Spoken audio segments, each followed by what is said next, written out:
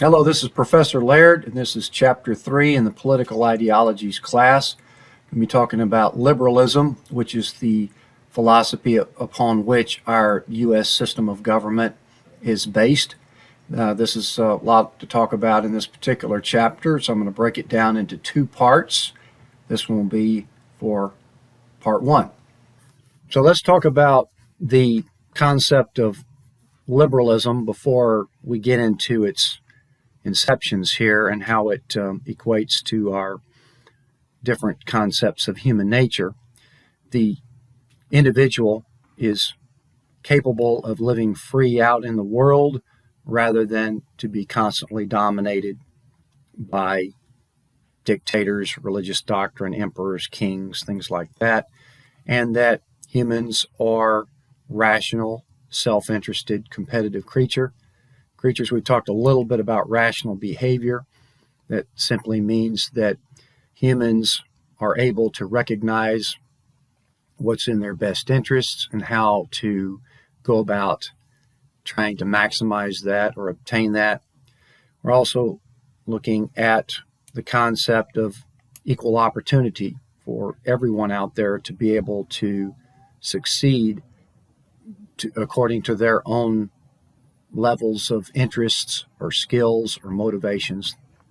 So this is achieving that, whether it's through each individual's personal effort or removing obstacles to achieving those goals. So as we've already hinted at, liberalism has its beginnings during the medieval periods when we're coming out of the feudal system. The states are starting to form, the Renaissance. We're on the cusp of the Renaissance. But a lot of things were happening. This is going to be kind of like a synergistic stew of things that all are coming together in this period from around the 14th century on through the 16th and 17th centuries for this to become a bona fide political philosophy that then inspires these other ideologies that we'll be getting into, such as classical liberalism, conservatism, welfare liberalism. But as we get into the Middle Ages and beyond, we're seeing some reactions against religious conformity to the church doctrine. This is part of what's inspiring the Renaissance, the Protestant Reformation, then the Enlightenment.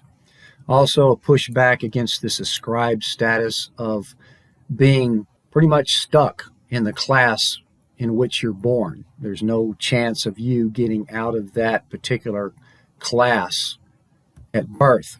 So the systems during these periods were based on rank, order, the estate of the feudal system, the owners that were born into that, the nobles, the lords, and then everyone else was born into a peasant class, working class. So your freedom is simply a matter of your social position that you're born into. So we're pushing back against that as well. And the reason why I spent that earlier lecture talking about the formation of the modern state is because we talked in more detail as to the feudal system, as to how it declined during that 200 plus year period, and then opened the door for other things, including the creativity that was inspired during the Renaissance period. Pretty much, again, we're focusing on the Western European region for the most part. The Protestant Reformation was also a very big part of this complicated equation that leads to this concept of liberalism. I've already mentioned this before, that Martin Luther tacked his 95 Theses on the door of the church. One of the protestations that he had was against the sales of indulgences, which is being able to pay to be forgiven for some sort of moral debt. The church was becoming somewhat of a money-making venture in that respect. Because we're also, printing press is a very important part of this equation that we won't really get into much into this course, but the printing press allowed for the spread of information, spread of knowledge, increased learning. And there was a pushback on that the church was vesting too much authority in the priests. The priests were considered somewhat of the conduit between the people and God. Though Luther did not specifically set out, he did not mean to encourage people to believe whatever they wanted. He was still looking at just reform within the Catholic Church. But the stress that he put inadvertently on individual conscience, that each individual should be able to have their own direct relationship with God without necessarily having to go through a priest, this stress on individual conscience somewhat opened floodgates for a variety of interpretations on the Bible. So therefore, we've got other ideas floating out there within the church, and then that also led to ideas in as far as economic ideas and political ideas as well. Another part of the Reformation was King Henry VIII of England. He was also pushing back against the Catholic Church. He established a national religion, the Church of England, which of course he would be the head of. Now, he just a few years prior to that, he was a staunch supporter of the Catholic Church, but he wanted to get a divorce, and the Catholic Church did not condone divorces, so he started his own church. Obviously, it's more complicated than that, but that's part of the story behind it. And so that leads to further incentives for the breakup of the Catholic Church and the Holy Roman Empire. Other things were happening as well as within this Reformation. John Calvin, who was the forerunner or the establisher of the Calvinist denomination, he established a theocracy in Geneva in 1555, kind of advocated for the right to overthrow a ruler who denies the free exercise of religion, particularly their religion. People were breaking up over religion, and then that had other ramifications. So these Protestant reformers unintentionally paved the way for liberalism, a philosophy that would have even stronger influences later on. Calvinism is also somewhat indirectly tied to the spread of capitalism. Calvinism believed in predestination, which means the minute you're born, it's already predestined whether or not you're going to go to heaven or not. Now, you would think, this is what's really ironic or counterintuitive about this, is that you might think that if you already knew that you were predestined to go to heaven, then you would just raise all kinds of hell and do whatever you wanted because it didn't matter. Well, actually the opposite is what happened, in that people who thought that they were predestined to go to heaven, they set out to prove it with their behavior. And one of the things that led to was the concept of a calling, which was what your job is on this earth. And you wanted to do very well at your job. You wanted to be good at your job and respected at your job, whether it was a blacksmith, merchant, or whatever your job was, that was your calling. And so therefore, this work ethic was made acceptable by the religious doctrine. So therefore, then it became religiously accepted to be a hard worker. And if you're a hard worker, then you would make money from your hard work and your good works. This is where the concept of good works comes from. So that dovetailed somewhat conveniently into this new economic system that was growing as well at this time of capitalism, because now the Protestant work ethic really was compatible with this new capitalist system that was in its infancy stages at that time. There was also some revolutions going on around this time, or at least to help set this up. There was a civil war between the British Crown, the monarchy, and the Parliament. So this was part of that push and pull, tug of war within the British system. Conflict over who should be collecting taxes on who we should be religiously loyal to, because there were splits between the Church of England and Catholicism. The Puritans wanted to further remove any more traces of Catholicism from the country, but the The control over power led to these conflicts, these civil wars between the monarchy and the parliament. So it was very conflictual and unstable until the Glorious Revolution, which was a pretty major turning point in 1688. This is where the parliament made an agreement with William and Mary that the parliament would pretty much take over the control of lawmaking, rulemaking. So that's kind of the beginning of our parliamentary type systems, because the U.S. Congress is patterned after the British Parliament. And this was the turning point, so to speak.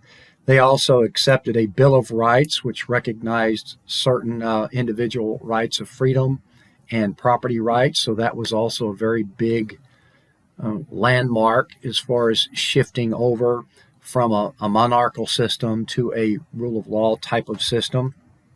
Right on the heels of that was the Toleration Act, because we know religion is kind of central to all this. The Toleration Act allowed for freedom of worship, as well as that the government cannot force a religion on its people. And that's actually the very first thing written in our First Amendment to our Constitution, that we have freedom of religion, as well as the government cannot establish a national religion. We still had a ways to go, because in this new system that was forming, Catholics and atheists were still refused toleration for the most part. So we're still incrementally evolving here. Now, another thing that was happening around this same time was Hobbes' work of Leviathan, where he was talking about this new common power that was coming into being, which is what we talked about earlier, the formation of the modern state. That Hobbes was a very forward-thinking philosopher, moral philosopher. And Hobbes' work here is the first major work on the political philosophy of liberalism. So this is the kickstart of it right here with Hobbes' work. He acknowledged that humans' behavior is based on self-interest rather than just automatically, inherently following religious doctrine or the divine commands that they're given to them. That human beings are naturally self-interested, competitive creatures, and that humanity really revolves around the self, not around the people that are calling the shots. Each individual, has their own life that humanity then starts refocusing on. And then these individuals have a natural right to be free, but because we are naturally selfish, naturally competitive creatures, this leads to conflict. So he also felt that because of our inherent desire to survive, well, then we would also put our faith or our loyalty, or that we would obey whoever's in power that is protecting us. And so this is where the concept of sacrificing some of your freedom to this common power that is becoming the modern state at that time, as long as they protect us. And they will protect us from foreign enemies. They will protect us from nature. They will protect us from ourselves, in fact, because we are naturally selfish, competitive. This is a major turning point here. The state is being formed, and we also, if you remember, that the Treaty of Westphalia was 1648, where these new territorially defined authorities in Western Europe were now agreeing to recognize that that's your territory. Those are your borders. Those are your people. Those are your resources. So as long as you take care of your business, I'll take care of my business, and then we will agree to get along if we want to. So Hobbes is saying that human beings would then enter into a social contract to establish that defined territory, that defined political authority. So now we're starting to see the concept of the modern state and people putting their loyalty into that, and then we've got to figure out ways to govern that territory, considering that we're all individuals. Now we're going to fast forward to 16 1790 or so, and this was also happening at about the same time as that Glorious Revolution, where we were seeing the power shift from the monarchy to the Parliament. And John Locke, who was a close friend to Isaac Newton, the one who came up with the laws of probably one of the most influential people on Earth, because of what he came up with. It led to physics and calculus and the enormous amount of benefits that came up out of that. Well, Locke, who was his friend, said, well, perhaps humans are bound by laws of nature or laws of motion as well. So he tried to articulate that, building upon Hobbes' philosophy, saying that man is bound to preserve himself. Obviously, we're self-interested and we want to survive, but as much as he can, preserve the rest of mankind as well, because that would be to our benefits to do that. So he was also expounding on these natural rights and God-given rights, also still Christian-based at that time, but God-given rights of life, liberty, and property. In fact, the Declaration of Independence, which we'll touch on here in a few minutes, talks about life, liberty, and the pursuit of happiness. But the original words were life, liberty, and the pursuit of property. So they were, I guess, astute enough to change that to happiness. Otherwise, that would have been somewhat elitist sounding to keep the pursuit of property in there. But it certainly, owning property was kind of the heart of your individual self-worth back at that time. So it's the government's job to protect these natural God-given rights. So now we're taking it to the next level and entering into a social covenant with this power. And people consent to create and obey a limited form of power or a constitutional government. And this work by John Locke is probably the single most important influence on our founding of the United States government. There's no doubt whatsoever that Madison in particular and a few others that were the architects of the Constitution were very much influenced by this work, as well as the work of Plato that we've already talked about and a few others that we'll get into. So part of what Locke was advocating here is the right to worship as one chooses. So we're taking that religious freedom. And then the concept of trusteeship, very important, which means you're trusting into, or you're delegating, or you're electing somebody to represent you in that government. And as long as you are representing us and you're doing what we've delegated you to do, we'll be in good shape. And when you stop doing that, we have the right to remove you. Now, he uses the word revolution, but of course he's not advocating for the overthrow of a government that may make a bad decision or whatever. But if it gets to the point where the government has just abandoned all of these principles and is enslaving you and taking away your rights and your property, well, yeah, then you get rid of them and start back to the original idea that we're talking about here. So the American Revolution, we're, again, fast forwarding a little bit here because even though a lot happening in between, we're hitting these milestones. So the American colonists were pretty much left to look out for their own selves fairly early on. So there was a lot of separation there, more than just the Atlantic Ocean. There was a lot of political separation as well. And in the 7 Years' War, which was also called the French and Indian War, England pretty much left them. Of course, they helped finance it, but they just kind of left them on their own to handle that war. And this is where George Washington came into prominence as well. But after that 7 Years' War, the colonists felt somewhat more independent from Britain and a little bit more emboldened to be their own entity because England was already kind of distancing themselves anyway.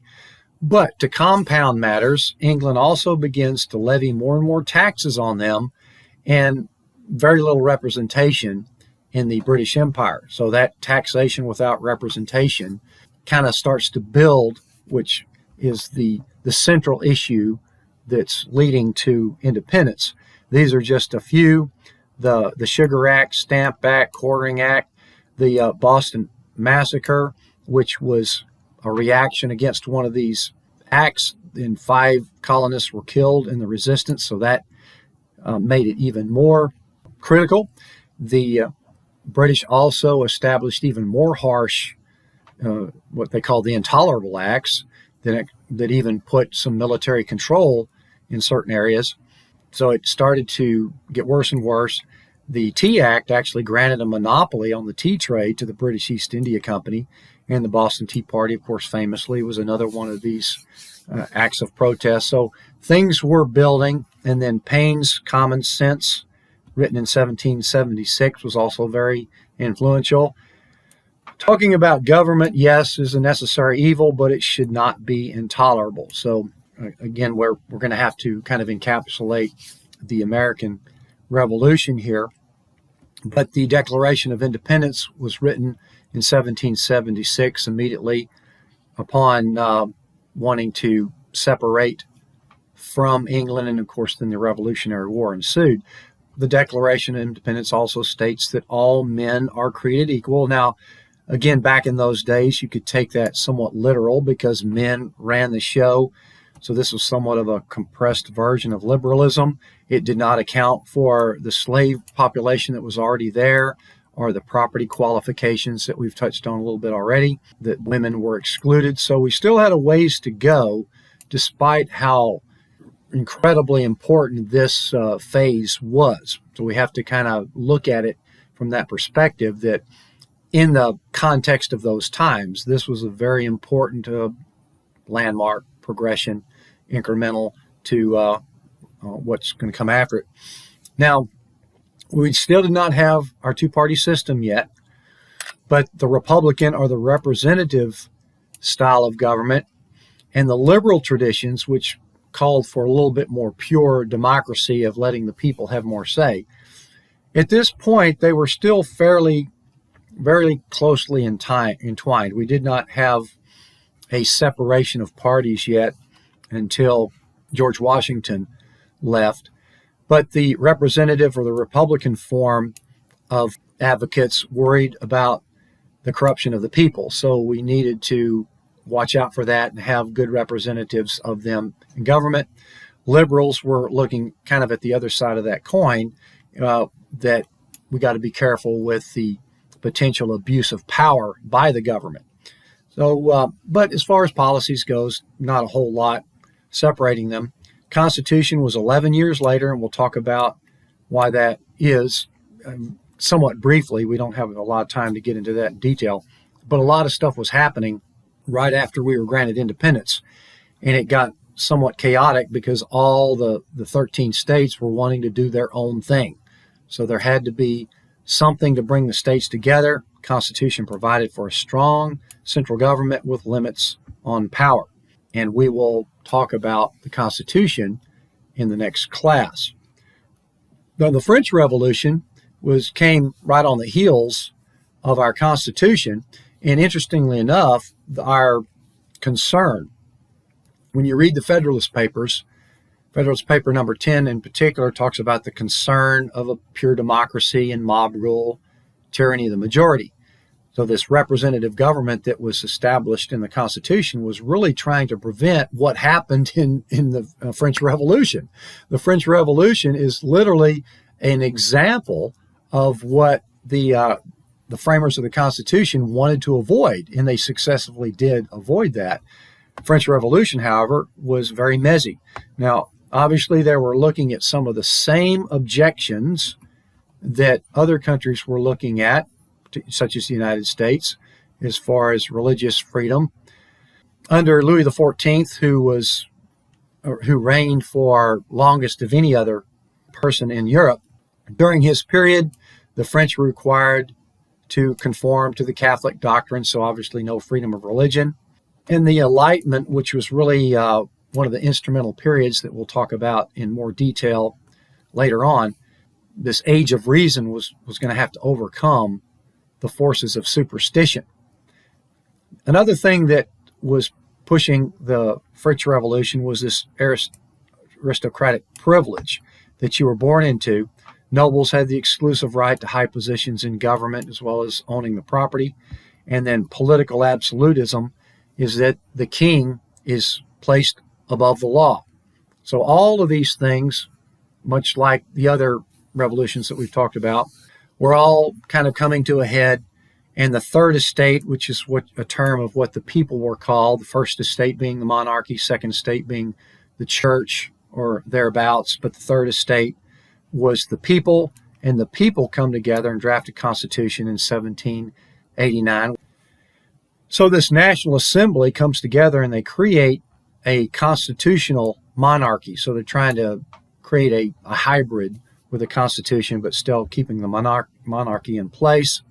The church lands were then secularized and sold out to break that up, and the revolution ensues. So it starts to become rather chaotic, along with these economic crises. So they create the Republic of France as a result of the revolution, and they execute Louis XVI as well. And then it starts to really get worse. This is the kind of the example of the tyranny of the majority, where somebody's going to have to take control and perhaps even be just another authoritarian. But the reign of terror ensued in the aftermath, and 17,000 people were executed over the next few years to cheering crowds, like a spectacle. The instability was pretty rampant until Napoleon took in charge as a military dictatorship and becoming kind of a self-imposed emperor. So what we see is, because of this tyranny of the majority, the chaos, the mob rule that created this havoc, then the best way to get control of it was a military dictator who then becomes a self-imposed emperor. So therefore, fairly counterproductive that you've got 10 bloody years of revolution and chaos that then results in yet just another form of absolute power. The framers of the Constitution wanted to avoid something like this, and they did. So let's kind of sum up here for this part one. Liberalism also, as I've already talked about, kind of dovetails in with capitalism, because if you want political liberties, you can also get economic liberties out of that. After the fall or the decline of feudalism, we start to see the prominence of the merchant class, the bankers, the currency, the monies, the growing middle class, because more people are working at a decent wage, so you get a growing middle class. Economically, things are changing.